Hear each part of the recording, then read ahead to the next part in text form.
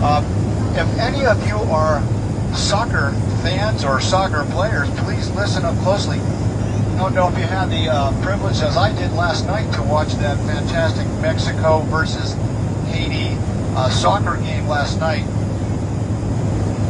The Mexican team won by a penalty kick late in the game. It was extremely exciting. Both teams played their hearts out. And we're honored today to have with us some players from the Haitian national team, among them Charles Harold Jr.